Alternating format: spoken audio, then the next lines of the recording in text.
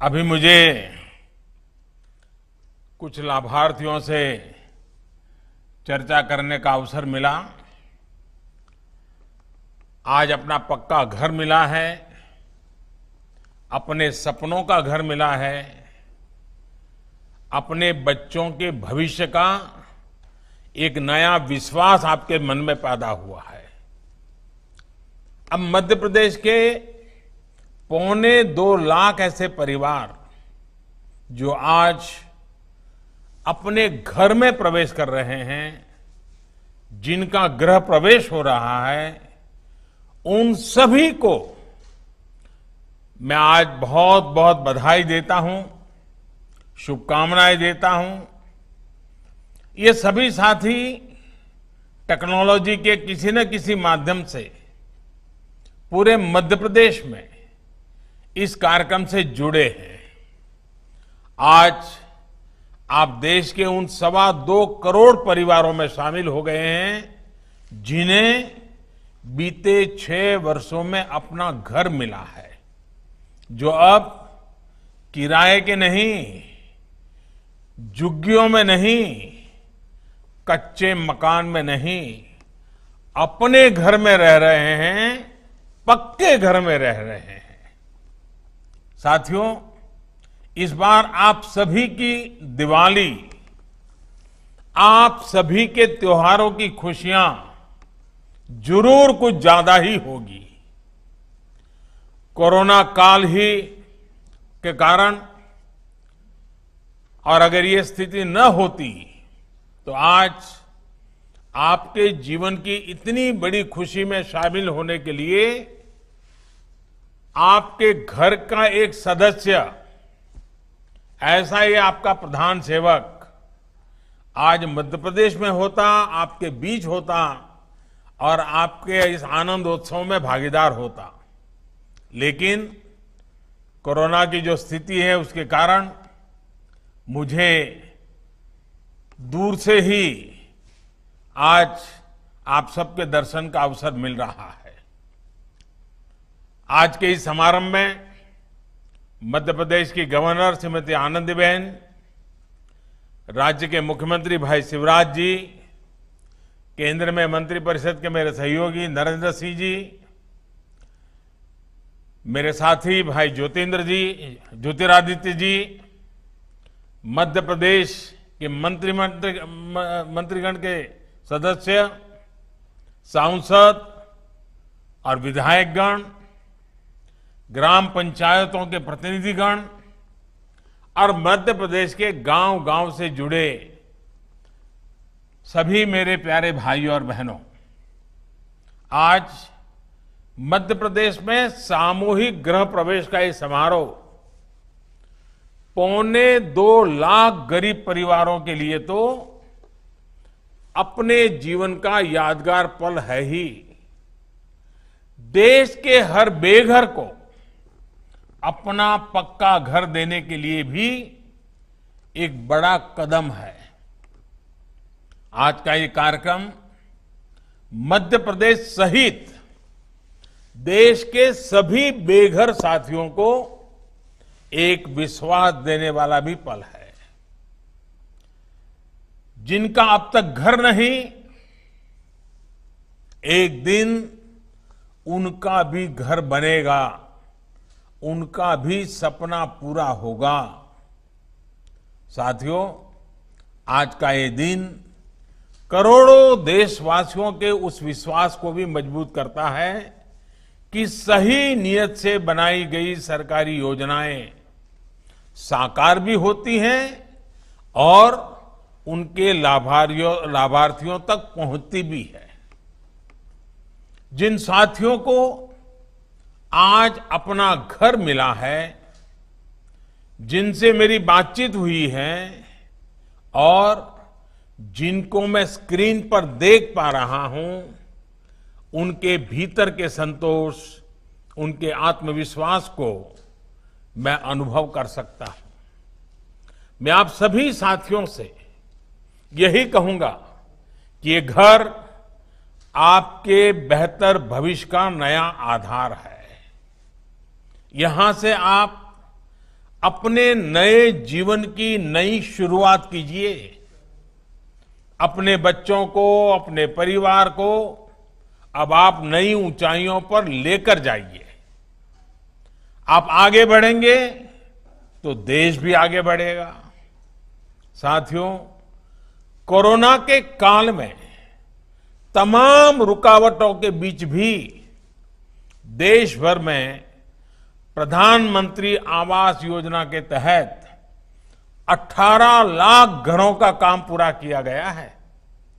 उसमें 1,75,000 घर अकेले मध्य प्रदेश में ही पूरे किए गए हैं।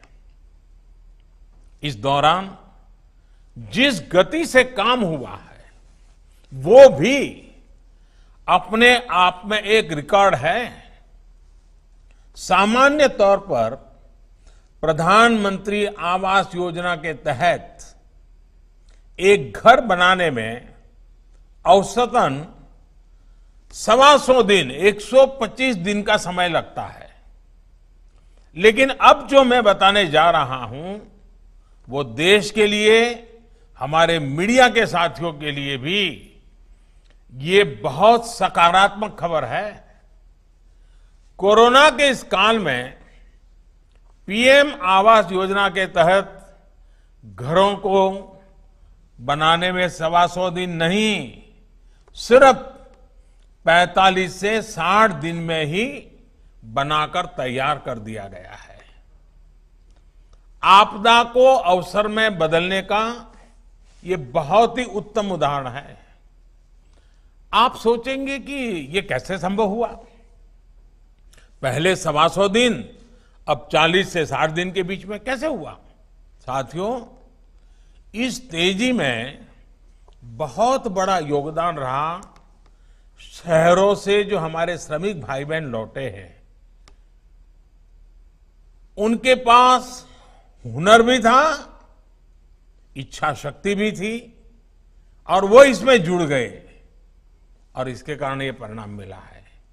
हमारे इन साथियों ने प्रधानमंत्री गरीब कल्याण रोजगार अभियान का पूरा लाभ उठाते हुए अपने परिवार को संभाला और साथ साथ अपने गरीब भाई बहनों के लिए घर भी तैयार करके दे दिए। मुझे संतोष है कि पीएम गरीब कल्याण अभियान से मध्य प्रदेश सहित देश के अनेक राज्यों में करीब करीब 23,000 करोड़ रुपए के काम पूरे किए जा चुके हैं। इस अभियान के तहत गांव-गांव में गरीबों के लिए घर तो बन ही रहे हैं, हर घर जल पहुंचाने का काम हो, आंगनवाड़ी और पंचायत के भवनों का निर्माण हो, पशुओं के लिए शेड बनाना हो, तालाब और कुएं बनाना हो, ग्रामीण सड़कों का काम हो, गांव के विकास से जुड़े ऐसे अनेक काम तेजी से किए गए हैं। इससे दो फायदे हुए हैं। एक तो शहरों से गांव लौटे लाखों श्रमिक साथियों को रोजगार उपलब्ध हुआ है और दूसरा ईंट, सीमेंट, रेत और निर्माण से जुड़े दूसरे सामान का व्यापार कारोबार करते हैं, उनकी भी बिक्री हुई है। एक प्रकार से प्रधानमंत्री गरीब कल्याण रोजगार अभियान इस मुश्किल समय में गांव की अर्थव्यवस्था का भी बहुत बड़ा सहारा बनकर के उभरा है। इसे बहुत बड़ी ताकत प्रधानमंत्री आवास योजना के तहत हो रहे कार्यों से मिल रही है। साथियों, मुझसे कई बार लोग पूछते हैं कि आखिर घर तो देश में पहले भी बनते थे, सरकार की योजनाओं के तहत बनते थे, फिर आपने बदलाव क्या किया?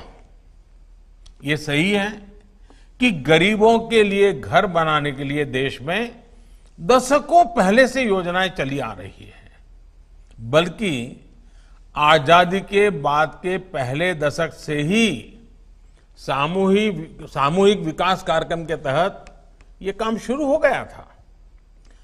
फिर हर 10-15 साल में इस प्रकार की योजनाओं में कुछ जुड़ता गया, नाम बदलते गए, लेकिन करोड़ों गरीबों को जो घर देने का लक्ष्य था, जो एक गरिमापूर्ण जीवन देने का लक्ष्य था, वो कभी पूरा ही नहीं हो गया। कारण ये था कि पहले जो योजनाएं बनी थी उनमें सरकार हावी थी, सरकार का दखल बहुत ज्यादा था। उन योजनाओं में मकान से जुड़ी हर चीज का फैसला सरकार, और वो भी दिल्ली से होता था। जिसको उस घर में रहना था उसको कोई पूछता ही नहीं था। अब जैसे शहरों की ही तर्ज पर आदिवासी क्षेत्रों में ही कॉलोनी सिस्टम थोपने की कोशिश होती थी, शहरों जैसे मकान बनाने की ही कोशिश होती थी, जबकि हमारे आदिवासी भाई बहनों का रहन सहन शहर के रहन सहन से बिल्कुल अलग होता है। उनकी जरूरतें अलग होती है। इसलिए सरकार के बनाए घरों में उनको वो अपनापन कभी नहीं लगता था। इतना ही नहीं, पहले की योजनाओं में पारदर्शिता की भी भारी कमी थी, कई तरह की गड़बड़ियां भी होती थी। मैं उनके विस्तार में नहीं जाना चाहता। इसलिए उन घरों की क्वालिटी भी बहुत खराब होती थी। ऊपर से बिजली, पानी जैसी मूल जरूरतों के लिए लाभार्थी को सरकारी दफ्तरों के चक्कर अलग से काटने पड़ते थे। इन सबका नतीजा ये होता था कि उन योजनाओं के तहत जो घर बनते भी थे उनमें जल्दी लोग शिफ्ट ही नहीं होते थे, उनमें गृह प्रवेश ही नहीं हो पाता था। साथियों, 2014 में हमने जब से कार्य संभाला, इन पुराने अनुभवों का अध्ययन करके पहले पुरानी योजना में सुधार किया गया और फिर प्रधानमंत्री आवास योजना के रूप में बिल्कुल नई सोच के साथ योजना लागू की गई। इसमें लाभार्थी के चयन से लेकर गृह प्रवेश तक पारदर्शिता को प्राथमिकता दी गई। पहले गरीब सरकार के पीछे दौड़ता था, सिफारिश के लिए ढूंढता था लोगों को। आज हमारी योजना ऐसी है कि सरकार को लोगों के पास जाना होता है, खोजना होता है और सुविधा देनी होती है। अब किसी की इच्छा के अनुसार लिस्ट में नाम न जोड़ा जा सकता है न घटाया जा सकता है। चयन से लेकर के निर्माण तक वैज्ञानिक और पारदर्शी तरीका अपनाया जा रहा है। इतना ही नहीं, मटेरियल से लेकर के निर्माण तक स्थानीय स्तर पर उपलब्ध और उपयोग होने वाले सामानों को भी प्राथमिकता दी जा रही है। घर के डिजाइन भी स्थानीय जरूरतों और निर्माण शैली के मुताबिक ही तैयार और स्वीकार किए जा रहे हैं। अब पूरी पारदर्शिता के साथ घर बनाने के हर चरण की पूरी मॉनिटरिंग के साथ लाभार्थी खुद अपना घर बनाता है। जैसे जैसे घर बनाता जाता है वैसे वैसे घर की किस्त भी उनके खाते में जमा होती जाती है। अब अगर कोई बेईमानी करके भी कुछ कोशिश करता है तो इसमें पकड़े जाने के लिए अनेक रास्ते भी बनाए गए हैं। साथियों, प्रधानमंत्री आवास योजना की एक बहुत बड़ी विशेषता है उसका इंद्रधनुषी स्वरूप। जैसे इंद्रधनुष में अलग अलग रंग होते हैं, वैसे ही प्रधानमंत्री आवास योजना के तहत बनने वाले घरों के भी अपने ही रंग है। अब गरीब को सिर्फ घर ही नहीं मिल रहा है, बल्कि घर के साथ साथ शौचालय भी मिल रहा है, उज्ज्वला का गैस कनेक्शन भी मिल रहा है, सौभाग्य योजना का बिजली कनेक्शन, उजाला का एलईडी बल्ब, पानी का कनेक्शन, सब कुछ घर के साथ ही मिल रहा है। यानी पीएम आवास योजना के आधार पर ही अनेक योजनाओं का लाभ लाभार्थी को सीधे मिले, ये देखा जा रहा है।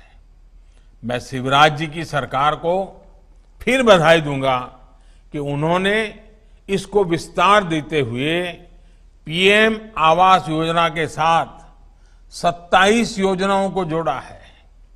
साथियों, प्रधानमंत्री आवास योजना हो या स्वच्छ भारत अभियान के तहत बनने वाले शौचालय हो, इनसे गरीब को सुविधा तो मिल ही रही है, बल्कि ये रोजगार और सशक्तिकरण का भी ये बड़ा माध्यम है।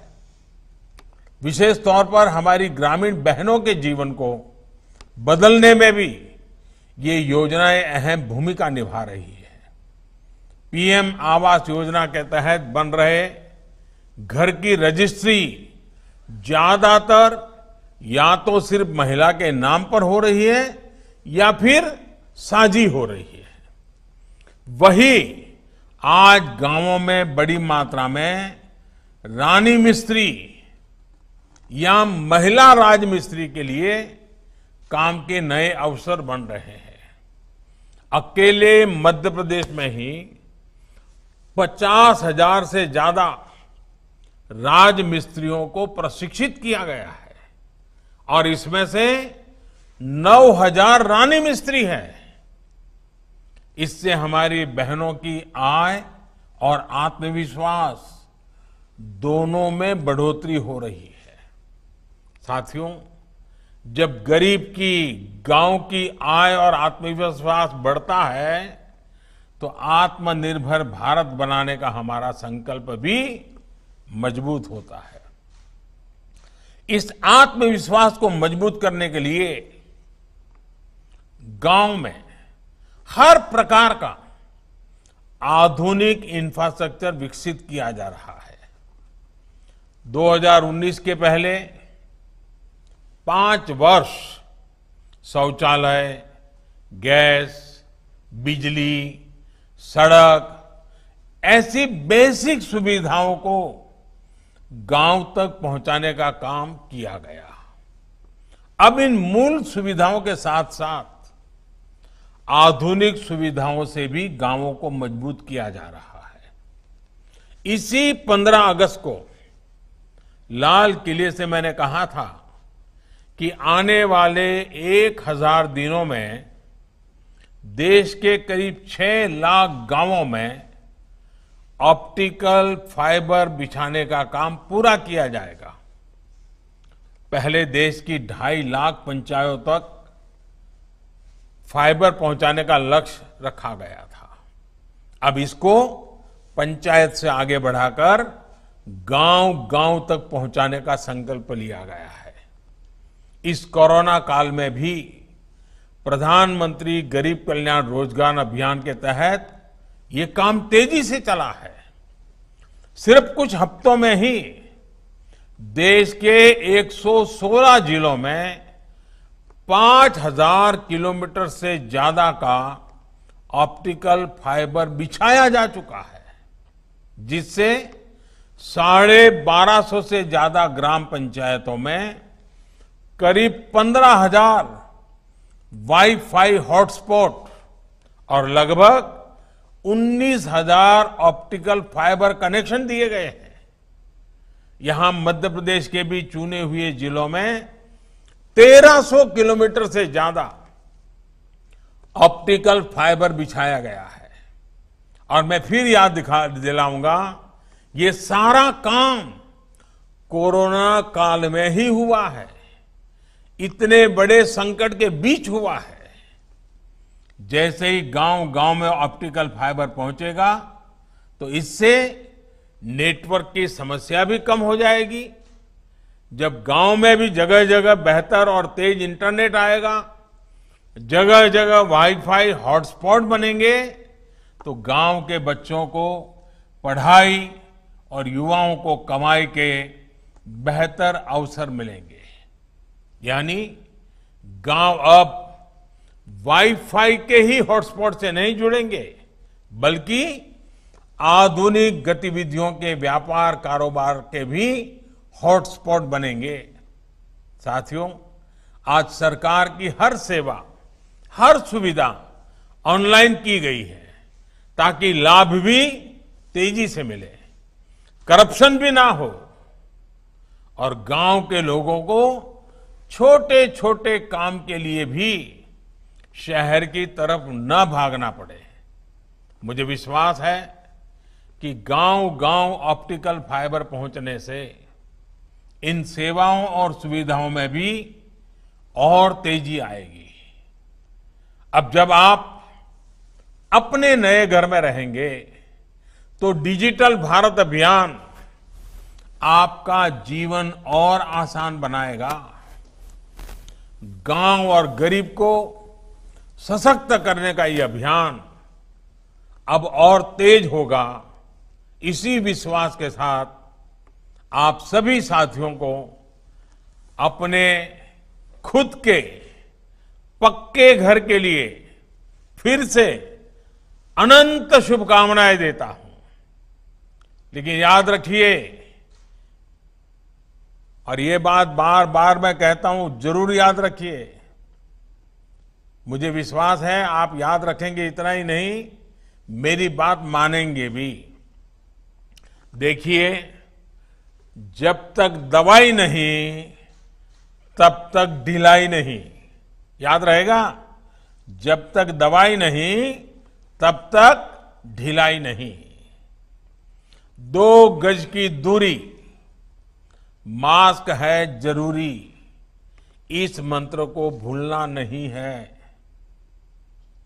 आपका स्वास्थ्य उत्तम रहे, इसी कामना के साथ आपका बहुत बहुत धन्यवाद और सबको बहुत बहुत शुभकामनाएं।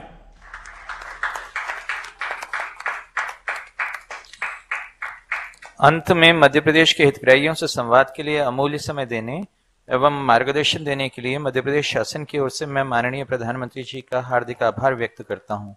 कार्यक्रम में उपस्थित राज्यपाल महोदया, माननीय मुख्यमंत्री जी, माननीय मंत्री पंचायत एवं ग्रामीण विकास भारत सरकार, माननीय राज्यसभा सांसद जी, मंत्री पंचायत एवं ग्रामीण विकास एवं अन्य मंत्रियों सहित समस्त महानुभावों का हार्दिक धन्यवाद ज्ञापन करता हूं।